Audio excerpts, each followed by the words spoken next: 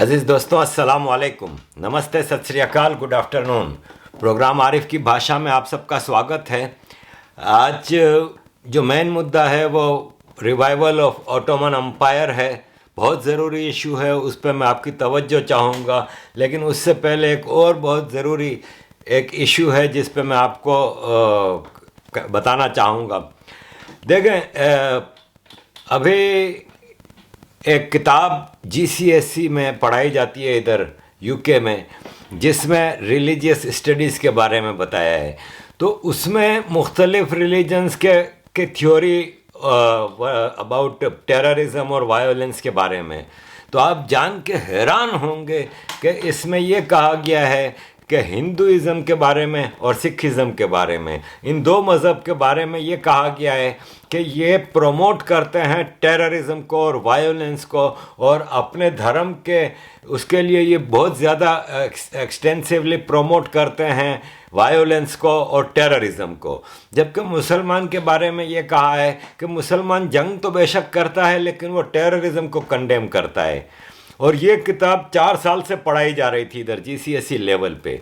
और बदकिस्मती देखें, हमारे यहाँ पे कितने इंडियन रहते हैं, कितने सिख हैं, कितने हिंदू हैं इस यूके में। इनके बच्चे भी स्कूलों में जाते हैं, लेकिन हैरत की बात है कि कभी किसी ने इस पे कोई एतराज़ नहीं उठाया। अब जाके कुछ लोगों ने एतराज़ उठाया तो फिर उस किताब को रोका गया है, और ख़बर यही आई है आज कि भाई ये किताब को रोक दिया गया है। लेकिन आप इसकी सीरियसनेस का अंदाज़ा लगाएं कि कितना मजबूत प्रोपेगेंडा है। आप मेरी पिछली कुछ वीडियो कुछ महीनों पहले मैंने इस पे बड़ा जोर दिया था कि हम लोगों का, आम शहरियों का, आम भारतीयों का ये फ़र्ज़ है कि हम अपनी हुकूमत के ऊपर ही डिपेंड ना करें। ये भारत का दिफा करना खाली सरकार का काम नहीं है, ये एक एक हिंदुस्तानी का काम है। लेकिन जो एनआरआई हिंदुस्तानी हैं वो मेजॉरिटी ये कहते हैं कि हमारा काम है नहीं, ये हम क्यों इसमें वो पढ़ें, और ये हम पॉलिटिक्स थोड़ी करते हैं। This is not politics, this is your survival.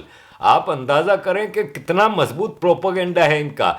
मामूली सी मिसाल ले लें कि अभी यूके में एक आदमी को कन्विक्ट किया गया है, क्रिश्चियन को। उसने ये कहा कि सारे मुसलमान जो हैं वो जहन्नम में जाएंगे, all Muslims will go to hell. ये कहा है, उस पर उसको तकरीबन $1200 के बराबर जुर्माना आयद किया गया है, एंड ही इज़ कन्विक्टेड। अब आप खुद बताएं कि मुसलमान तो हर 5 वक्त की नमाज के बाद दुआ में ये कहता है ना, आपको पता ही है। वो दुआ ही अल्लाह से ये मांगता है कि या अल्लाह मुसलमानों को फतह नसीब कर, या अल्लाह काफिरों को नीस्त व नाबूद कर दे। और मुसलमान अपने लिटरेचर में, मदरसों में अपने बच्चों को ये नहीं पढ़ाता क्या कि हर मुसलमान ही सिर्फ जन्नत में जाएगा, बाकी सब जहन्नम में जाएगा। लेकिन आप इनके प्रोपेगेंडे की इंतहा देखें कि कन्विक्ट एक आदमी को किया जाता है जो ये कह रहा है कि सारे मुसलमान जहन्नम में जाएंगे, लेकिन जो एक एक मुसलमान ये बात कह रहा है 24 घंटे, उसको गुनाह नहीं करार दिया जाता। तो यहाँ पे कमज़ोरी है हर एनआरआई को, और इवन इंडिया में रहने वाले हर भारतीय को अपने। देखें, उसमें सेक्युलरिज्म को जो लेके आ जाते हैं ना कि नहीं जी हम सेक्युलर हैं, you remain secular, no problem. It's not defence of Hinduism, it is defence of your country भाई। ये कंट्री की बेस हिंदुइज्म है, ये एक हिंदू मेजॉरिटी कंट्री है। यहाँ पे आपके धर्म का स्टार्ट हुआ है, यहीं के आपका धर्म फलता फूलता है। आप अगर इसका दिफा नहीं करेंगे सिर्फ इसलिए कि सेक्युलरिज्म, तो वो जो बाकी हैं ना सेक्युलरिज्म के ड्रामे करते हैं। देखें, देवबंद के मदरसे की आपको मिसाल दे दूं। देवबंद का मदरसा 2 हिस्सों में तकसीम हुआ 1947 में। जमीयत उलमाए हिंद होती थी, ये लोग जब पाकिस्तान गए तो जमीयत उलमाए पाकिस्तान बनाया।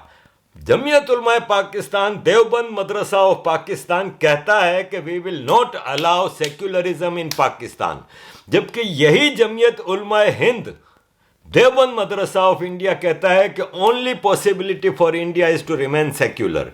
अंदाजा लगाएं, अपनी नमाज में, अपनी दुआओं में ये सेक्युलर क्यों नहीं है? फिर उस वक्त ये क्यों दुआ नहीं करते कि या अल्लाह तमाम हिंदुस्तानियों को फतह नसीब कर? उस वक्त तो आप इनकी मस्जिदों में जाकर देख लें, 5 वक्त की नमाज के बाद मुल्ला ये कह रहा होता है कि या अल्लाह कुफार पे मुसलमानों को फतह नसीब कर। आपको अंदाजा करना चाहिए कि इंडिया में बसने वाले मुसलमानों के अलावा बाकी सब इनके लिए कुफार हैं, काफिर हैं, और इनको नीस तो नाबूद कर यानी बर्बाद कर दे, इनको जमीन में गाड़ दे, ये दुआ करते हैं।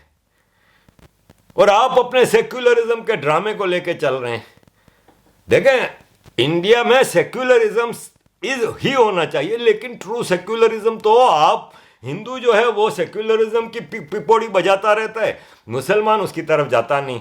आपको इंग्लैंड में ये मिसाल देख लें कि किताब पढ़ाई जा रही है, किस किस्म का इनका प्रोपेगेंडा है। यहाँ के मिनिस्टर कितने हैं हिंदू, की पोजीशन पे हैं हिंदू, कोई इसका ख्याल ही नहीं कर रहा। अब इस इशू पे यहाँ पे एनआरआईज का एक ग्रुप है रीच के नाम से, वो इस पे बड़ा वर्किंग कर रहे हैं, और अब इसको छोड़ा नहीं जाएगा। ये नहीं है कि वो किताब बंद हो गई है तो इसका मतलब अब इशू खत्म हो गया।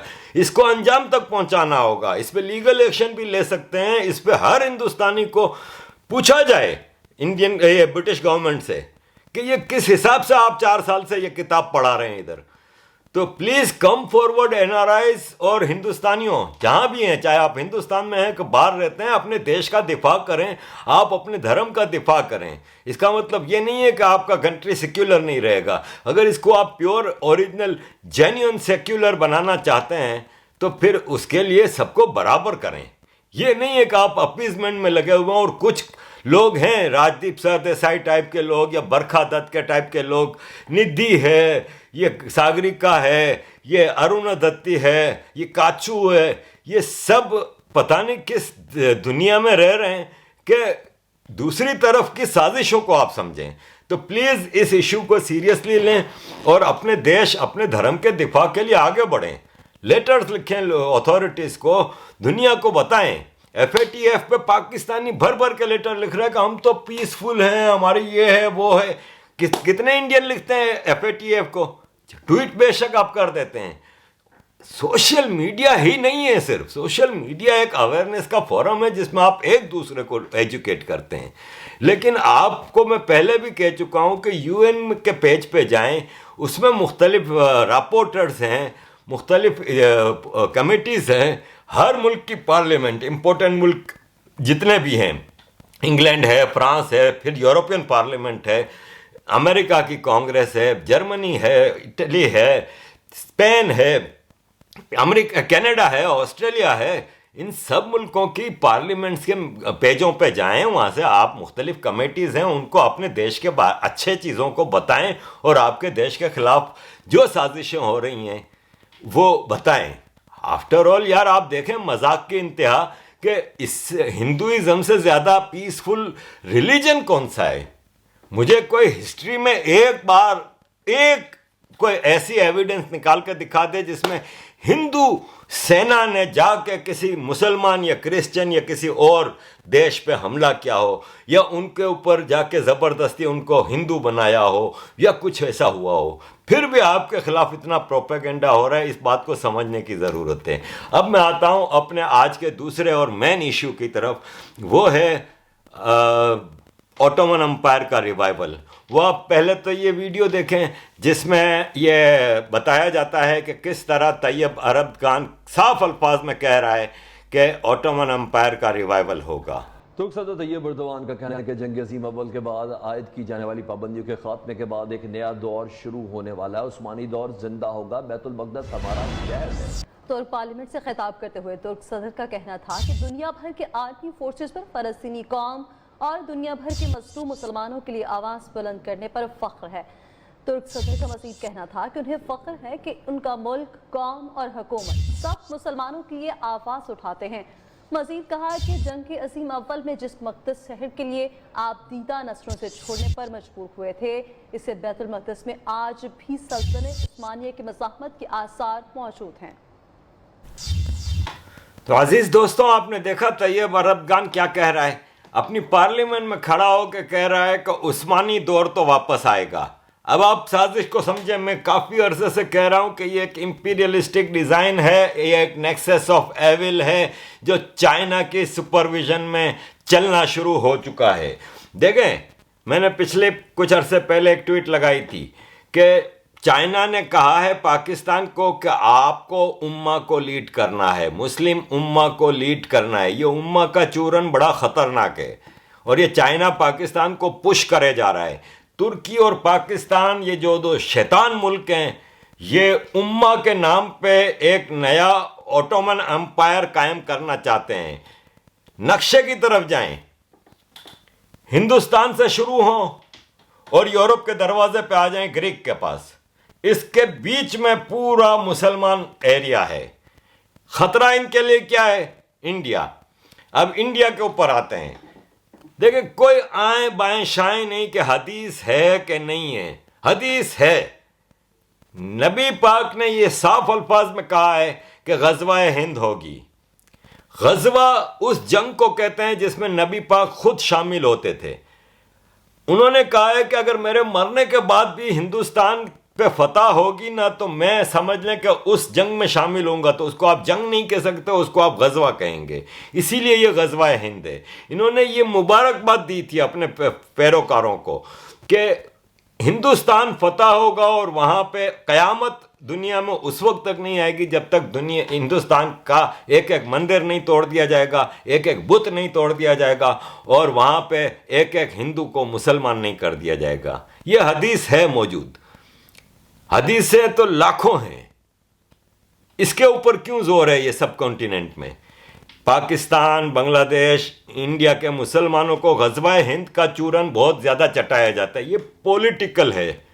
अब उसमें तुर्की शामिल हुआ है। अब ये तुर्की क्या, अरबगान की आपने जो स्पीच देखी, जो इसके बारे में पाकिस्तान टेलीविज़न जो रिपोर्ट कर रहा था, तो आप ये देखें कि ये कह रहा है कि जेरूसलम, बैतुल मक़दस मुसलमानों का शहर है और हम इसको वापस ले लेंगे।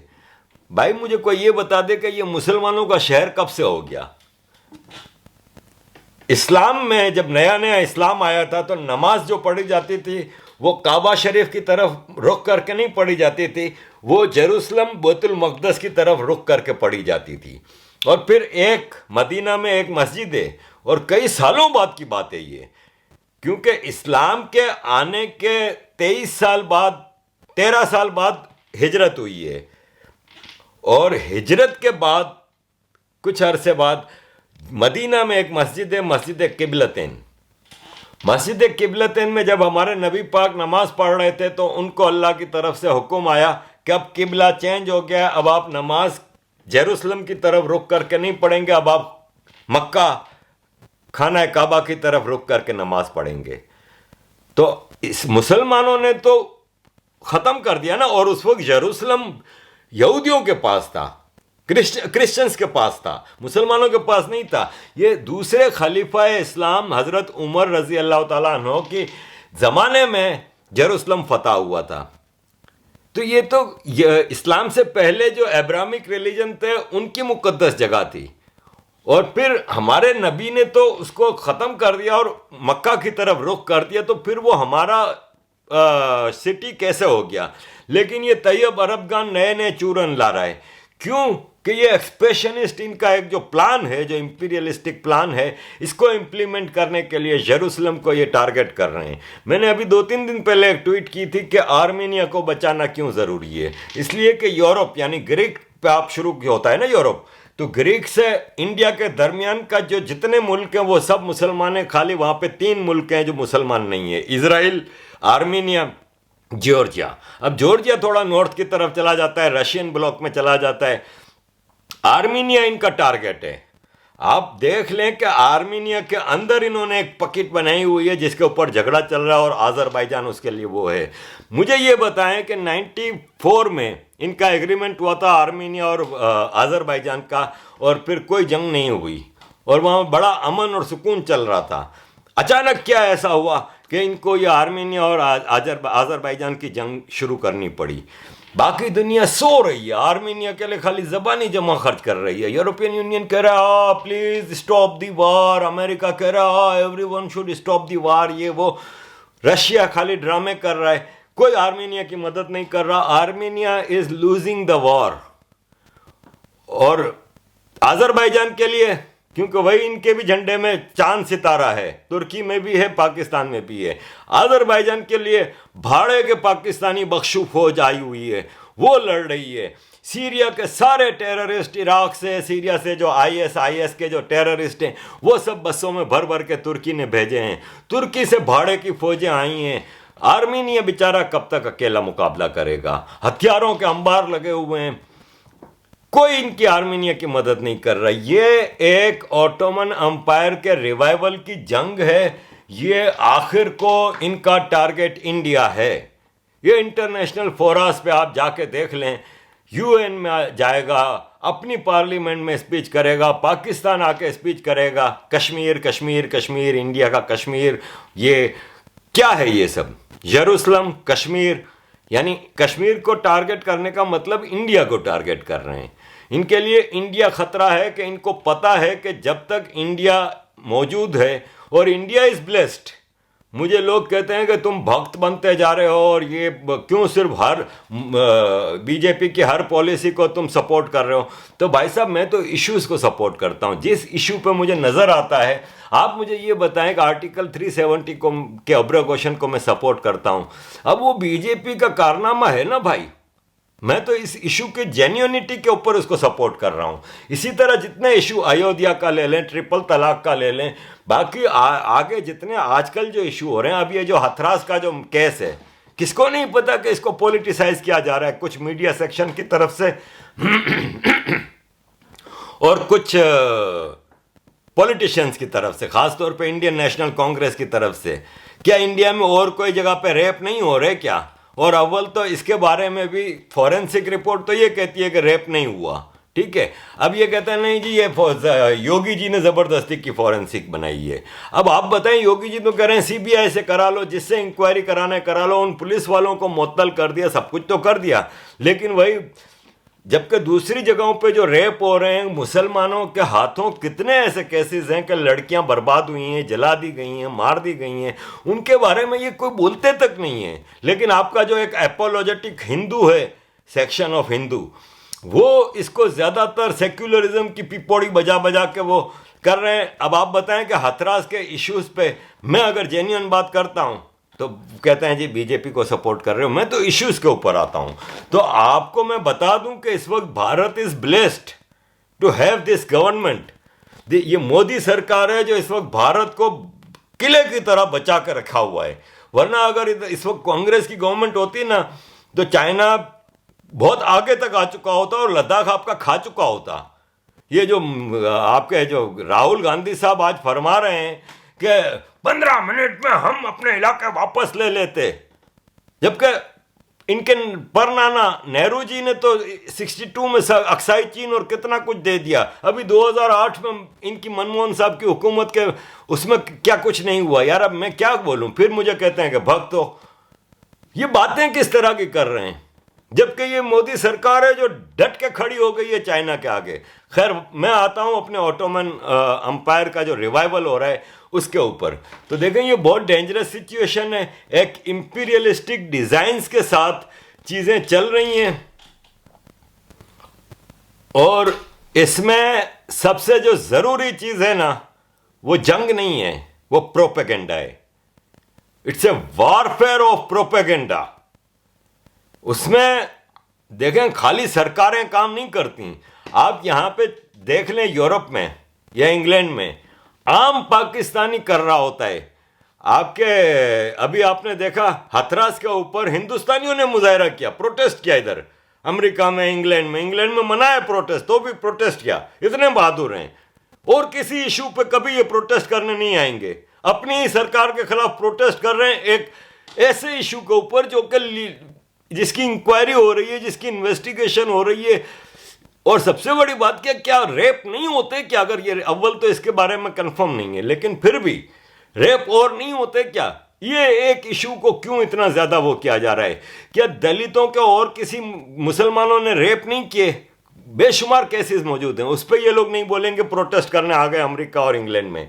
जबकि इनको बोलो कि जी पाकिस्तान ने टेररिज्म की है इंडिया में, पुलवामा अटैक हुआ है, पाकिस्तान हाई कमीशन या एम्बेसी के सामने प्रोटेस्ट करना है, कोई नहीं आएगा।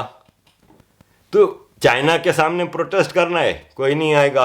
अब अभी जुलाई के महीने में यहाँ पे लंदन में चाइनीस एम्बेसी के सामने प्रोटेस्ट था, क्योंकि चाइना ने लद्दाख में आपके ऊपर हमला करके अब कई भारतीय शहीद कर दिए थे ना। मैं भी गया था उस प्रोटेस्ट में। क्या हुआ था? गिनती के 15-20 इंडियन थे, ज़्यादातर कौन थे? ईरानी थे, क्योंकि ईरान के लोगों का भी इश्यू था चाइना के साथ। उगर मुसलमान थे, चाइना के जो वो हैं तिब्बतियन थे, 10, 12, 15 हिंदुस्तानी थे। लेकिन ऐसे इशू पे फौरन आ जाते हैं। तो ये प्रोपेगेंडा वार चल रही है। अगर आप इंटरनेशनल फोर्सेस को, इंटरनेशनल कम्युनिटी को, इंटरनेशनल पावर्स को, ऑर्गेनाइजेशंस को, बड़े बड़े थिंक टैंक हैं, पार्लियामेंट्स हैं, उनको अगर आप कन्विंस नहीं करेंगे कि आपके देश के खिलाफ क्या हो रही हैं साजिशें, तो फिर कैसे काम चलेगा? कि वहाँ पे तो पाकिस्तान, तुर्की, चाइना, इन लोगों की पूरी एक मशीनरी काम कर रही है। सारा अभी ऐलान हो जाए कि भारतीय हाई कमीशन के सामने प्रोटेस्ट करना है, 5,000 पाकिस्तानी खड़ा होगा हाई कमीशन के सामने। This is the difference you have to understand. आप लोगों को आगे बढ़ के अपने देश की हिफाजत, अपने धर्म की हिफाजत करनी होगी, और कोई आएगा नहीं भाई इधर बचाने के लिए। और इंटरनेशनल फोर्सेस प्रोपेगेंडा पे काम करती हैं। आपको तो मैं जेन्युइन बात करने का कह रहा हूं, मैं थोड़ी कह रहा हूं कि आप झूठ बकें या जाके उधर झूठ मूठ अपने वो बताएं। आप अपना जेन्युइन सनातन धर्म बताएं कि क्या आपका धर्म क्या है। आपका धर्म तो पीस और अमन, और this is the only religion on planet जो सबको बराबर कहता है। किसी मुसलमान को जहन्नम में नहीं भेज रहा, किसी को नहीं वो कर रहा। वो कहता है एवरीवन इज इक्वल, चाहे आप किसी भी भगवान, किसी भी खुदा पे बिलीव करते हैं। और यही सिखिज्म का और बुद्धिज्म का भी यही फिलोसॉफी है। ये ब्यूटीफुल रिलीजन्स ऑफ इंडिया हैं, इनकी हिफाजत करें प्लीज। आगे बढ़ के तुर्की एग्रेसिवली आगे बढ़ रहा है। तैयब अरबगान ने पार्लियामेंट में अपनी स्पीच में कहा है कि कुछ गल्फ कंट्रीज के लोग हैं जो कि नादानी में आगे बढ़ गए हैं और उम्मा के खिलाफ काम कर रहे हैं। और ये गल्फ के जो कंट्रीज हैं ये ना पहले थे और ना फ्यूचर में होंगे। यानी क्या कह रहा है कि पहले ये ओटोमन एम्पायर के कब्जे में थे, सऊदी अरब, दुबई, अबू धाबी वगैरह। अब ये कह रहा है कि फ्यूचर में भी नहीं होंगे, यानी इनको हड़पने का इनका प्लान है। तो मजाक नहीं है, ठीक है ना। सऊदी अरब ने तो ठाक करके कह दिया कि भाई 1 अक्टूबर से तुर्की के हर सामान का बाइकआउट, हमें कुछ नहीं चाहिए तुर्की से। खैर तुर्की वैसे भी डोनर कबाब के अलावा कुछ नहीं बनाता। तुर्की में 2 चीज़ें बनती हैं, डोनर कबाब और टेररिस्ट। इसके अलावा तुर्की और कुछ नहीं बनाता। तो सऊदी अरब के अपने शावरमा डोनर कबाब से बेहतर होता है। सऊदी अरब और गल्फ स्टेट्स ने तो ये एक काम शुरू किया है, बाइकआउट तुर्की। इंडिया ने बाइकआउट चाइना में एक मुहिम चली थी। कितने इंडियन इसको फॉलो कर रहे हैं भाई, कितने इंडियन। आज की बात है कि आज मुझे इंडिया से एक इंटरव्यू की रिक्वेस्ट आई, सर मैं जूम का वो भेज रही हूँ आपको। मैंने उनको कहा, मैंने कहा कि जूम का आप भेज रही हैं, बाइकआउट चाइना का मैं सबसे बड़ा एडवोकेट हूँ, मैं क्या मुंह दिखाऊंगा। सर प्लीज़ देखें ना। मैंने कहा और कोई रास्ता नहीं है, आपके पास इतने सारे सॉफ्टवेयर हैं, इतनी सारी चीज़ें, नेक्स्ट टाइम हम कर लेंगे प्लीज़। तो ऐसा क्या कयामत आ गई है यार। हम भी तो यही सोशल मीडिया पे सारी मीटिंगें, वेबिनार्स वगैरह करते हैं। तो प्लीज़ सीरियसली अपने देश की हिफाजत करें। बॉयकॉट सऊदी अरब ने कहा है ना तुर्की का, अब आप देखिएगा सऊदी कैसे बाइकआउट करते हैं। बिल्कुल सख्ती से बाइकआउट होगा, टूरिज्म नहीं होगी। साफ था, सऊदियों ने कह दिया है कि ना कोई उधर टूरिस्ट जाएगा हमारा, ना उधर से अब कोई ताल्लुक हमें नहीं रखना। बहुत भारी पड़ना है। और इसमें सबसे ज्यादा जो नुकसान में रहेगा ना वो बख्शू है ना पाकिस्तान, वो सबसे ज्यादा नुकसान में रहेगा। क्योंकि पाकिस्तान की मैं एक गंदी मिसाल आपको दूंगा कि एक औरत होती है जो 5-6 जिसके होते हैं बॉयफ्रेंड, और वो 5-6 जगह अपने इश्क चला रही होती है। तो Pakistan is doing that. America की बीवी है पाकिस्तान, चाइना की रखेल है, सऊदी अरब की रखेल है, तुर्की की रखेल है, अब आज़रबाईजान से भी इश्क लड़ा रही है। इसका अपना तो कुछ है नहीं, क्योंकि अपनी ओरिजिन से भागते हैं। ये हिंदुस्तानी हैं कब तक अपने आप को भागेंगे? ये काटो खून तो निकलेगा डीएनए हिंदुस्तानी। ये इनकी समझ में आ नहीं रहा। इन्होंने मुख्तलिफ अपने खसम पाले हुए हैं, कब तक चलेगा? सऊदी अरब और अमेरिका एक ही प्लेटफॉर्म है, तुर्की और चाइना एक ही प्लेटफॉर्म है, पाकिस्तान 2 कश्तियों में सवार है और सबसे पहले जो डूबेगा ना वो पाकिस्तान डूबेगा। पाकिस्तान की बख्शू फौज के जो जनरल है ना, उन्होंने तो अपने बच्चों को सबको बाहर सेट किया हुआ है, बिजनेस सेट किए हुए हैं, प्रॉपर्टियां खरीदी हुई हैं। इनका क्या है? ठक।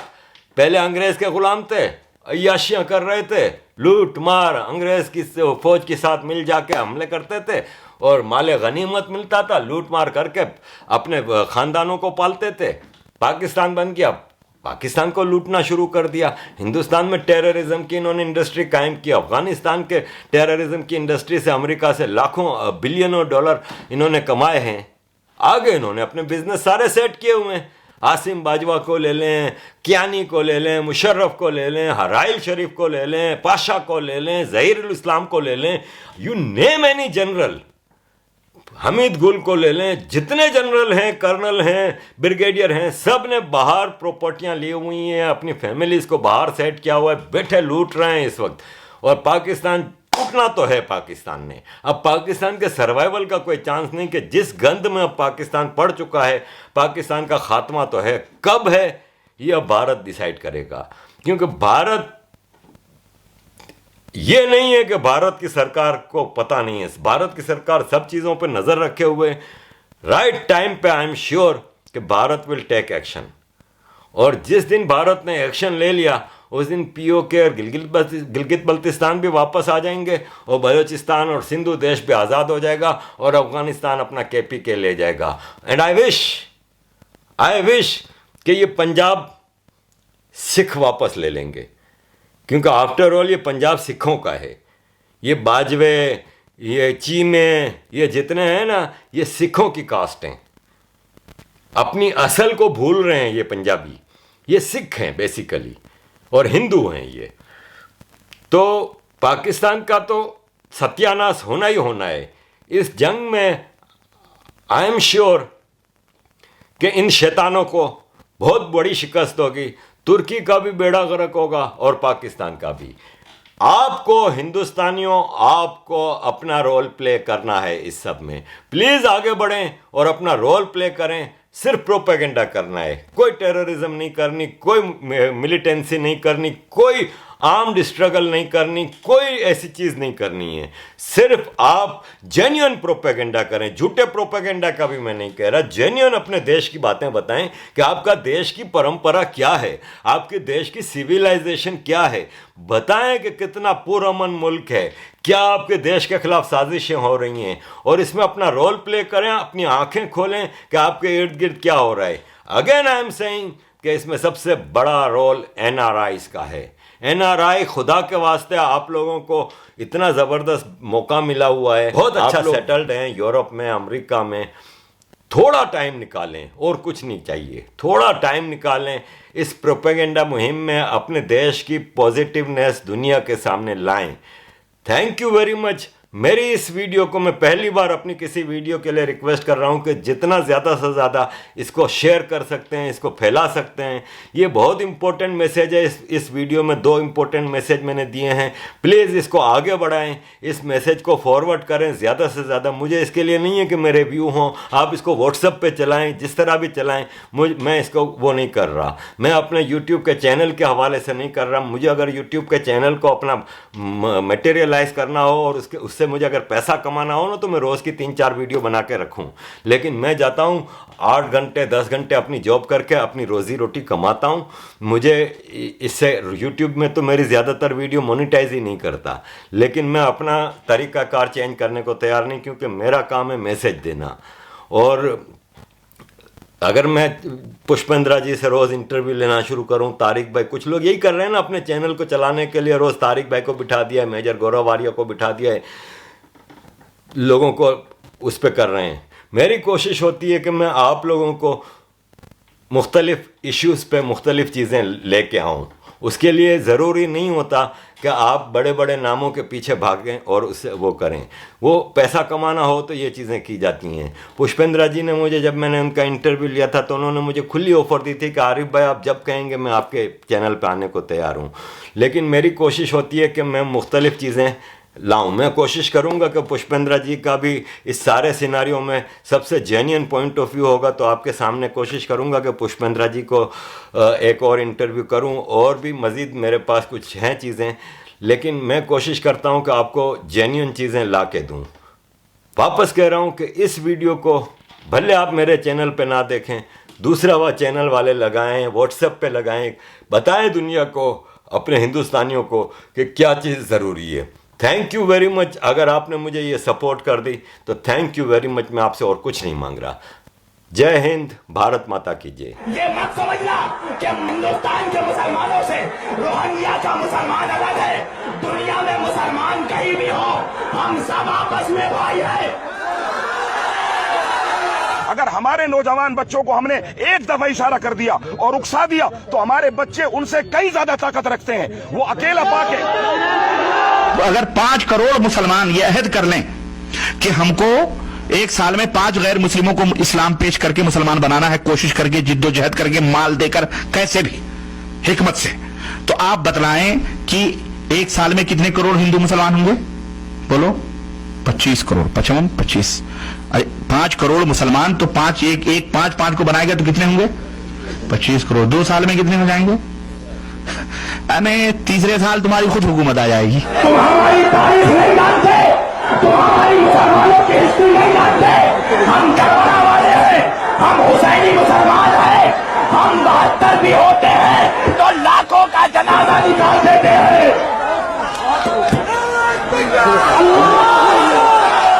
कसम उस रब्बुल आलमीन की, हमारे हाथ में भी आ जाए तो क्या हथियार आ सकता है? हम चाहे तो हथियार आ सकता है, हथियार आ सकता है। उजाड़ करेंगे इस बाप को, खत्म कर देंगे इस समाजी को, तमाम को। कैसे पार्लियामेंट, कैसी असेंबली, उस जगह में, उस थाने का जाकर के हम घेराव करेंगे और वहाँ पर भी हम फिर हो सकता है फिर हमको मजबूरन कानून को भी हाथ में लेना। अरे हमारे हिंदू भाई कि इनकी सिर्फ तारीख में नाम रह जाएगा और नक्शे पे, जमीन पे कहीं ये देश दुनिया नहीं दिखेगा। अरे विश्व हिंदू परिषद वालों, अरे बजरंग दल वालों, अरे नरेंद्र मोदी, सुन ले, ये मुल्क तेरे बाप की जागीर नहीं है। ये बाप की जागीर नहीं है। जितनी तुम्हारी जमीन है उतनी हमारी जमीन है। तुम्हारी औकात नहीं है तो उससे छीन सको। उन्होंने बिल पास किया है, भारी अक्सरियत से लोकसभा से बिल पास हो गया। पता क्या बिल पास हुआ? दास्ताने हैं, लेकिन हिंदुस्तान की मुस्लिम लीग और असदुद्दीन अवैसी को चाहिए हिंदुस्तान के अंदर पार्टीशन की एक नई तहरीक को चलाया जाए, हिंदुस्तान की धरती से एक नया मुस्लिम वतन निकले। ये वक्त की भी जरूरत है और हमारे मुसलमानों कमरानों को कर सकते हैं। या पुरुष सोशल मीडिया में जिस तरह से पूरे मामले को सांप्रदायिक रूप दिया जा रहा है, वो कोर्ट और पुलिस की नजर और उसके दायरे से बाहर हो चुका है। पूरी मशीनरी लग गई है इसे घर घर पहुंचाने के लिए। काश यही मशीनरी बच्चों के साथ बलात्कार की 24,000 घटनाओं के मामले में भी सक्रिय होती।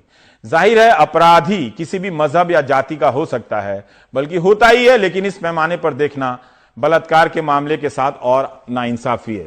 इतने में आरोपी संजीव, रवि, लवकुश और राजकुमार 4 लोग आए और पीड़िता को दबोच लिया। उसे बोलने का मौका ही नहीं मिला ताकि आवाज सुनकर पास में घास काट रही मां मदद के लिए आ सकती। घटना का डिटेल ना तो पढ़ा जा रहा है ना बताया जा रहा है। सवर्ण जाति के इन 4 लोगों के दिमाग में ऐसा करते समय क्या गुजरा होगा, यह जानना जरूरी है। क्या जाति के कारण उन्हें यह अहंकार मिला कि किसी के साथ कुछ भी कर सकते हैं, या पुरुष होने के कारण, या दोनों के कारण? अक्लमंद को नहीं मिलती, क्यों कि मंजिल अक्लमंद को नहीं मिलती। मंजिल अक्लमंद को नहीं मिलती क्योंकि दिमाग बोलता मोदी से लड़ेगा, दिमाग बोलेगा शाह से लड़ेगा, दिमाग बोलेगा मर जाएगा, दिमाग बोलेगा जेल को जाएगा, दिमाग बोलेगा अरे कितनों से मुकाबला करेगा, दिल बोलेगा अरे हट बाजू अब मौत के लिए मैं तैयार हूं, मैं जिंदा रहना चाहता हूं। मैं घुट घुट कर जिंदगी नहीं गुजार सकता। मैं बार बार पलट कर पीछे मुड़कर नहीं देख सकता। अरे कौन आ रहा, कौन आ रहा? अब कोई कुछ आने वाला नहीं है। ना आसमान से फरिश्ते आएंगे, ना जमीन से कोई निकल कर आएगा। इस मुल्क में हमको अपने फैसले, अपने कुव्वत इत्तेहाद के ऊपर, संविधान पर भरोसा करके एक सियासी वो अपना पैसा लगाती है। इंडियन आप अगर कोई प्रोटेस्ट करते हैं तो पता इसका फायदा क्या होता है? बाहर की जो इन्वेस्टर होते हैं, जो कंपनी होती है, तो हर दिन वो अपना पैसा लगाती है इंडियन शेयर मार्केट में। लेकिन जब देखता है कि लोग वहां पर प्रोटेस्ट कर रहे हैं तो वो पैसा नहीं लगाते, तो हिंदुस्तान की मार्केट डाउन होती। दो आदमी खड़े हैं डेंगा चौक में, इससे क्या होगा? नहीं होगा, होता है। जब पानी का कतरा गिरता है पत्थर में तो उसको क्या करता है? सुराख कर देता है। जी, तहरीक जारी रहेगी, उस वक्त तक जारी रहेगी जब ये दोनों करप्ट लोग उल्टी ना करते। CAA को हम रद्द करने के चक्कर में है। इंशाअल्लाह आपकी दुआओं से हमारे बहुत सारे ऐसे लोग जो फील्ड में उतरे हुए हैं और जो इस फिक्र में है कि न तो NPR लागू हो न NRC लागू, लेकिन कभी भी इन गद्दारों के सामने हम नहीं झुकेंगे। हम कल भी नहीं झुके थे, आज भी नहीं झुकेंगे। हम डरते हैं तो अल्लाह से डरते हैं, तुम जैसे शराबियों से नहीं डरते।